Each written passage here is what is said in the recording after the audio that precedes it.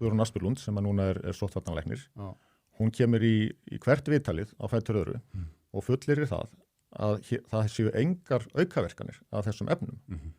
Og nú ætla ég bara að fullyrða það hér og nú og Guðrún Aspelund, þú ferð þá bara í meðræðamál við mig, ríkið borgar fyrir þig, ég var að standa straum með mínum kostnaði sjálfur. Þú ert að ljúga að þjóðinni, aftur og aftur og aftur. Ef maður fer inn á vef Lyfjastofnunar, tekur maður örfá sekundur, þá er það skráð á 700.000 tilvik aukaverk. Það er að vera 400 og eitthvað alvarleg og 43 dauðsfall. Það er ekkit annað. Og þetta er að sjálfsögðu náttúrulega bara toppurinn á ísakanum sem kemst þarna inn. Sko. En er þetta að sjá inn á vef Lyfjastofnunar 43 dauðsfall? Já.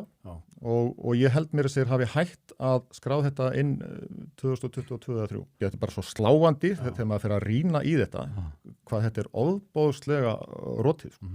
Já, mér finnst alveg nóg sko bara að það er svo auðveldlega hægt að benda á að það sem að sagt var að bólusetningarnar átt að vera vernd gegn smiti, fyrsta lagi, svo átt að veita vernd gegn veikindum og það er sko augljóst að hvoru tveggja reyndist rétt og svo var það líka alls ekki örugt en þess að fjölmörg tilfelli virðast vera sem er hægt að tengja við bólusetningarnar sem hafa verið mjög alvarleg og jafnvel leitt til dauða eins og saga þín segir. Já.